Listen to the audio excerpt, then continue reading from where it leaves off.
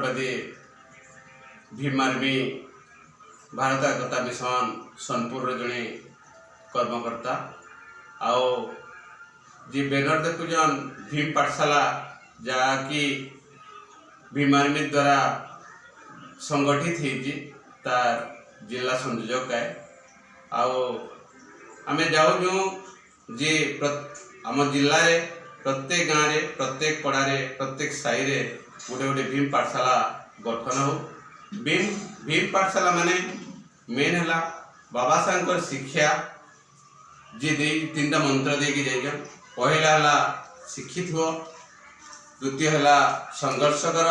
तीन है संगठित हो ये तीन मंत्र के केमती लोक मान पाखे पहुँचामा आर पहला मंत्र है शिक्षित होवाटा शिक्षित होबार कार्यक्रम आज जानून भारत वर्ष रे मोहरक शिक्षा रे जे शिक्षा पद्धति चली से शिक्षा के आम मैंने टिके आउ टिके आगे बढ़ावा लगे चेष्टा चलू भीम पाठशाला माध्यम जो छात्र छात्री मैंने गरीब अभिभावक मैंने छुआ मानू शिशु मानू उपयुक्त शिक्षा दे नहीं पारबा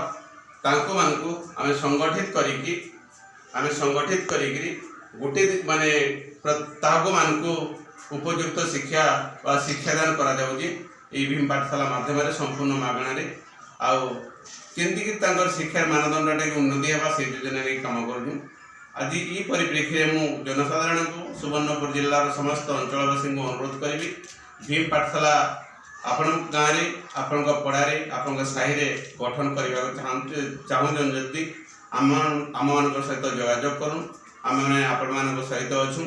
आई कार्यक्रम संपूर्ण मागणारे प्रत्येक शिशु को देवार योजना करा जाउछि आम बड़कुमार गाँव में प्रथम करी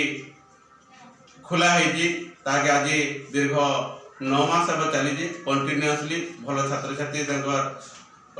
रिजल्ट भी भल दौन द्वितीयतः निकट भविष्य में आम बरपद पाखे भी ये योजना करार अच्छे भीम पाठशाला खोलबार अच्छे एपरिक सुवर्णपुर जिले में प्रत्येक साई पड़ारे गठन करार अच्छे भीम पाठशाला तेणुक अनुरोध करूँ आपण